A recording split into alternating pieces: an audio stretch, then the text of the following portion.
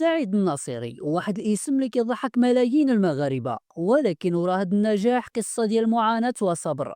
بدا من تحت الصفر وبالعزيمة والإصرار قدر يولي واحد من أشهر الفنانين في المغرب.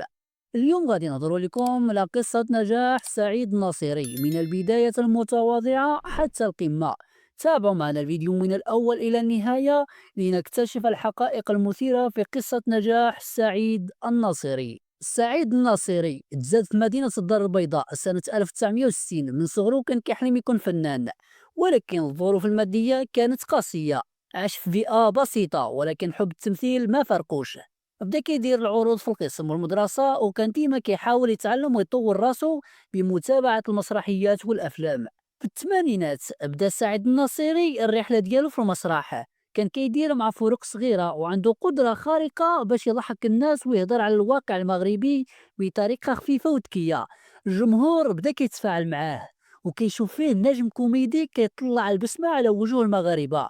هاد المرحلة كانت أساسية في المسار ديالو، حيت منها بدا كيبني الاسم ديالو وبدا كيكسب الحب ديال الجمهور. مع الوقت سعد الناصري قدر يدخل لعالم التلفزة والسينما، تألق في عدة برامج فكاهية وأعمال بحال السلسلة الشهيرة ديال العوني اللي حققت نجاح كبير في المغرب.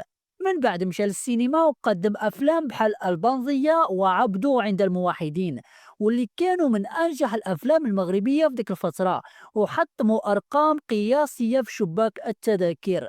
ومن أنجح أعماله التالية هو فيلم نيضاء، اللي تحط في منصة ديال يوتيوب وضرب تقريبا شي 18 مليون مشاهدة. هذا الفيلم لقى جدل واسع في المغرب، بحيث أنه كيدوي على الواقع المغربي بطريقة ساخرة وواقعية، وخلى الناس يتفاعلوا معاه بزاف. حياة سعيد الناصري ما كانت كلها نجاح، واجه تحديات كبيرة وانتقادات قاسية، ولكن بالرغم من هذا الشيء قدر يتجاوز الصعوبات ويبقى مستمر، لأنه كان كيآمن بموهبته وبالرسالة ديالو في الفن. اليوم سعد الناصري واحد من رواد الكوميديا المغربية، قدر يدخل الفرحة لقلوب المغاربة من خلال المسرح التلفزة والسينما. واخا السنين دازت، باقي كيبقى واحد من الفنانين اللي ما غاديش يتنساو بفضل أعماله وأساليبه الخاصة. وفي الختام، قصة سعيد الناصري هي مثال حي على أن النجاح كيبدأ بحلم صغير، ولكن بالصبر والإصرار كل شيء ممكن. من الزيرو للقمة، سعيد الناصري علمنا بلي الضحك والفن رسالة كبيرة، وكيطلبوا جهد ومعاناة باش توصل لقلوب الناس. شنو رأيكم في المسيرة ديال سعيد الناصري؟ وشنو هو العمل من الأعمال ديالو اللي كيعجبكم بزاف؟ خلونا الآراء ديالكم في التعليقات، وما تنساوش ديروا لايك وتابونوا في القناة باش يوصلكم كل جديد.